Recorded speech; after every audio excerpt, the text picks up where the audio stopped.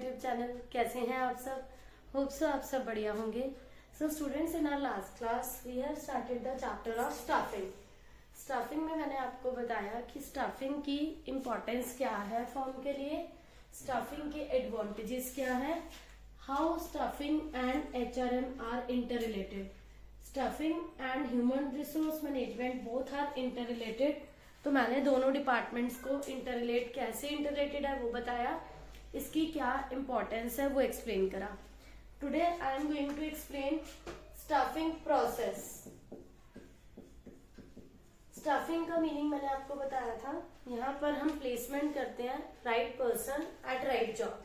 ठीक है, according to requirement वो पर्सन जो है प्रॉपर प्लेस पे होना चाहिए according to his knowledge, talent, skill and efficiency, जिससे कि काम करने में क्या आती है, एफिशिएंसी आती है एंड ऑर्गेनाइजेशन की ग्रोथ होती है। फाइन, तो स्टाफिंग प्रोसेस हम स्टार्ट करेंगे। स्टाफिंग प्रोसेस में सबसे पहले क्या आता है, estimating man power requirements. First step is estimating man power requirement. तो इसमें फर्स्ट स्टेप में आता है we have to identify how much persons we are required for our job. At a particular job place पर आपको कितनी man power की requirement है, that is known as man power requirement का एस्टिमेशन करना। तो इसमें फर्स्ट आता है आपको किस टाइप के एम्प्लॉयज चाहिए एंड नंबर ऑफ एम्प्लॉयज कितने रिक्वायर्ड है, type of employees and number of employees. Type of employees में आता है बच्चों there are different level according to their qualification, educational background. We need to estimate हमें किस टाइप के एम्प्लॉयज चाहिए एंड नंबर ऑफ एम्प्लॉयज कितने चाहिए। फर्स्ट ऑफ ऑल फॉर्म को ये पता होना चाहिए कि उन्हें किस टाइप के एम्प्लॉयज चाहिए। For estimating man power requirement हम 3 स्टेप्स फॉलो करते हैं। First is workload analysis. Workload analysis क्या है, इसमें हम ये देखते हैं कितने नंबर ऑफ एम्प्लॉयज चाहिए एंड किस टाइप के एम्प्लॉयज चाहिए एक पर्टिकुलर जॉब को परफॉर्म करने के लिए। Number of employees and type of employees estimate करते हैं, type and number of employees in workload analysis. Then is the workforce analysis. Workforce analysis क्या है बच्चों, एनालाइजिंग एग्जिस्टिंग वर्कफोर्स और employees already occupying the job positions and how many of them are overburdened or underburdened is workforce analysis. Workforce analysis involves कि number of employees आपको estimate करने हैं जो overburdened है या underburdened है। Then we make comparison of workload analysis and workforce analysis। हम इन दोनों का क्या करते हैं, comparison। मैनेजर ये देखता है कि excess of workload over workforce indicate understaffing and you need to appoint more people, whereas excess of workforce over workload indicate overstaffing।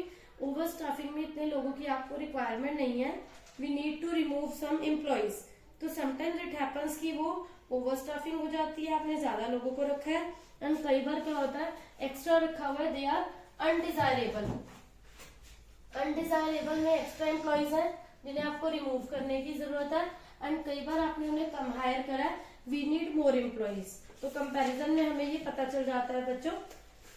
Then इसके बाद बच्चों नेक्स्ट स्टेप आता है दैट इज रिक्रूटमेंट। रिक्रूटमेंट में क्या आता है, it refers to the process of inducing the people to apply for the job in the organisation. Recruitment, inducing the employees, motivate the employees so that वो job के लिए apply करें।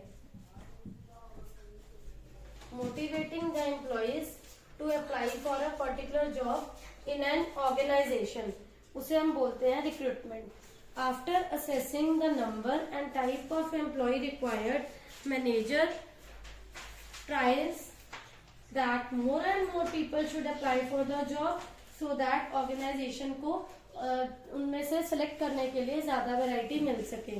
If we can fulfil the requirement from inside the organisation through transfer and promotion, it is very economically and fast हो जाएगा आपका काम, क्योंकि आपने ऑर्गेनाइजेशन के अंदर से ही इंटरनल रिक्रूटमेंट करी है। बट इफ इन केस आप बाहर से हायर करते हो तो आपको जो है प्लेसमेंट कंसल्टेंट्स को कहना पड़ता है, एम्प्लॉयमेंट एक्सचेंज में मेंशन करना होता है, कॉन्ट्रैक्टर से बात करनी होती है। But the most common way to recruit fresh talent is through advertisement. आप सोशल मीडिया के थ्रू, टीवी, न्यूज़पेपर्स, इनके थ्रू भी आप पब्लिसिटी करके आप अनाउंस कर सकते हैं कि we need some fresh candidates from the outside of organisation, so that आप उन्हें भी जॉब दे सको, फ्रेश कैंडिडेट्स यूज कर सको। देन इसके बाद नेक्स्ट आता है बच्चों सिलेक्शन। सिलेक्शन में क्या आएगा? Finally we select the best candidate among the employees जिन्होंने जॉब के लिए अप्लाई करा, फिर वैकेंट जॉब पोजीशन के लिए। अब आप उनमें से एक पर्सन को सिलेक्ट करते हैं। यहाँ पर जो है आप टेस्ट लेते हैं, इंटरव्यूज लेते हैं। सिलेक्टेड कैंडिडेट्स, जो सिलेक्शन में आपने नंबर ऑफ सिलेक्टेड कैंडिडेट है, अगर वो रिजेक्टेड कैंडिडेट से ज्यादा है तो it is a negative process. Main objectives क्या है सिलेक्शन के? To select the best among the available one. इनमें से जितने भी अवेलेबल हैं बेस्ट वन को आप सिलेक्ट कर लो। To make selected candidate realise how seriously things are done in the organisation. आपको बेस्ट एम्प्लॉयज को सिलेक्ट करना है, बेस्ट एम्प्लॉयज को सिलेक्ट करना है। Then to make selected candidates कि how seriously things are going in the organisation, because until unless हम उन्हें रियलाइज नहीं करवाएंगे they didn't get the idea कि फर्म में क्या चल रहा है, फर्म के ऑब्जेक्टिव्स क्या हैं, how they need to work, what are the targets of the firm. अगर हम चाहते हैं उन्हें प्रॉपरली सब पता चले तो we need to realize them. Then is the next step आता है इसमें placement and orientation. Placement and orientation. After selection we finally make placement of the employees. आप उनकी प्लेसमेंट करते हैं प्रॉपर प्लेस के लिए, उन्हें एक अपॉइंटमेंट लेटर देते हैं और उन्हें आप बोलते हैं कि वो वैकेंट जॉब पोजीशन को ज्वाइन कर ले। तो यहाँ पर जब तक आप उन्हें अपॉइंटमेंट लेटर नहीं दोगे, how do they get to know कि आपने उन्हें अपॉइंट करा है? Appointment letter is the basic requirement.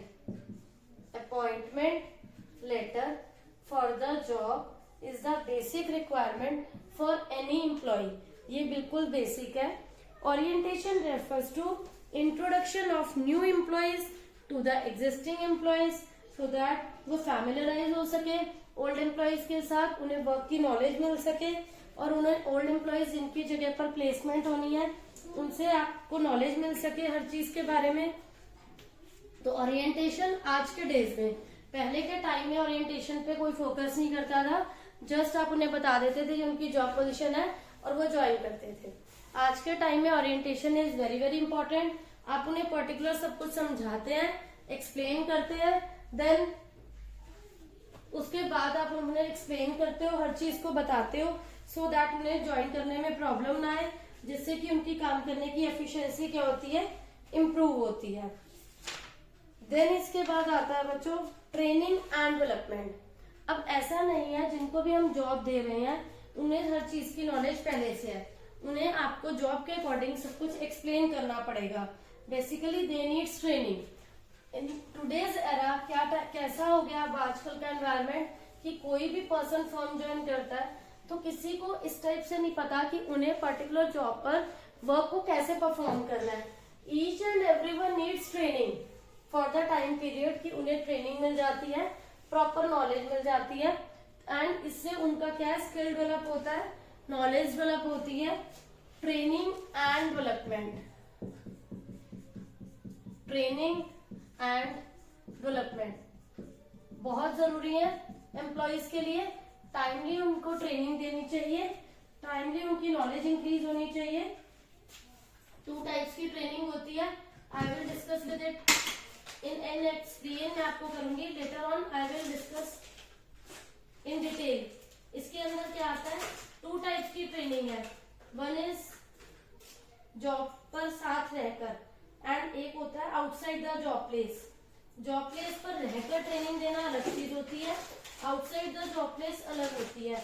यहाँ पर अगर आप जॉब प्लेस पर ट्रेनिंग प्रोवाइड करते हैं उस टाइप की ट्रेनिंग में क्या है, आप उन्हें प्रॉपर उस टाइप के इंस्ट्रूमेंट्स को यूज करना सिखाते हैं, उन्हें प्रॉपर नॉलेज मिल जाती है, which is very beneficial for them. And outside the train job place के बाहर ले जाकर आप उन्हें समझाएंगे, एक्सप्लेन करेंगे कि आपको वहां पर कैसा एनवायरनमेंट मिलेगा, किस टाइप की मशीनरी मिलेगी। तो ये इंटरनल एंड एक्सटर्नल 2 टाइप्स हैं इसमें ट्रेनिंग के,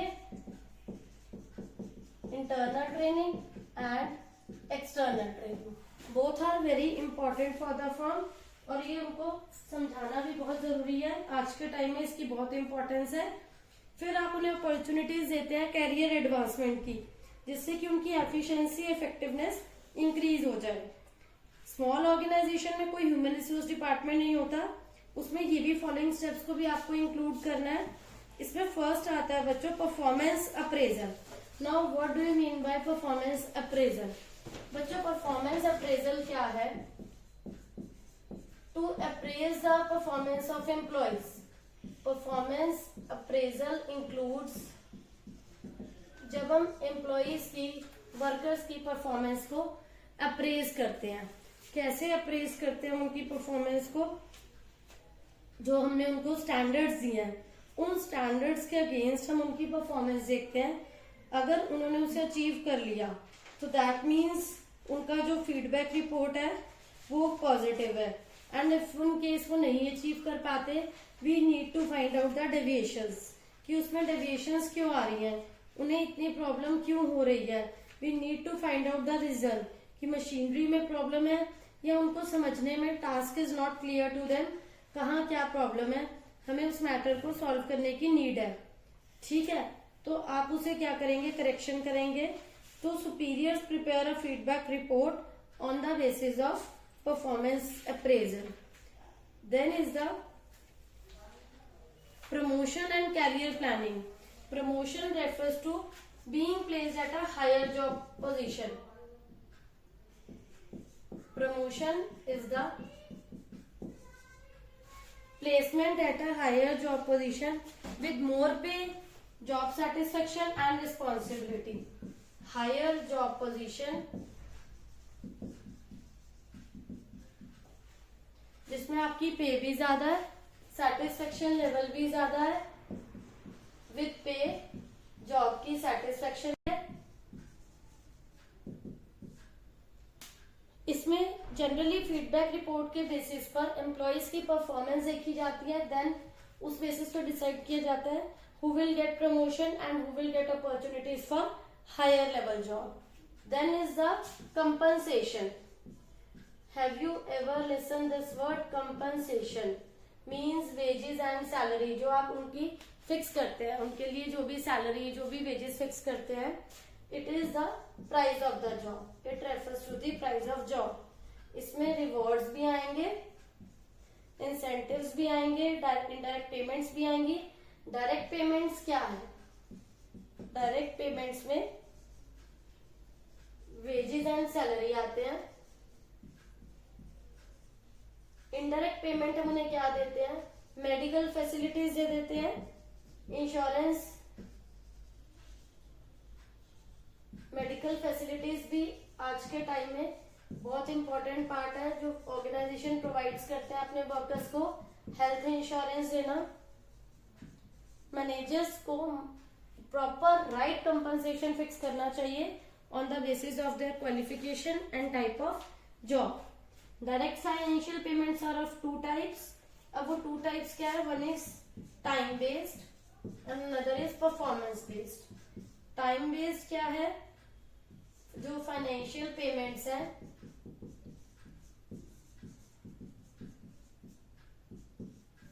उसमें एक चीज टाइम बेस्ड है, अनदर है परफॉर्मेंस बेस्ड। टाइम बेस्ड क्या है कि वर्कर्स को जो हम पे करेंगे on the basis of daily basis पे करेंगे या मंथली बेसिस पे आप पे करोगे, डेली, वीकली या मंथली बेसिस पर, ये हो गया time based. And performance based क्या है? आप उन्हें दे रहे हो जो payment on the basis of number of units और पीसेस प्रोड्यूस्ड बाय एम्प्लॉइज। तो सम पे plans use time based payment in combination वो डेली वीकली के साथ जो है कुछ बोनस ऐड कर देते हैं, कुछ कमीशंस ऐड कर देते हैं।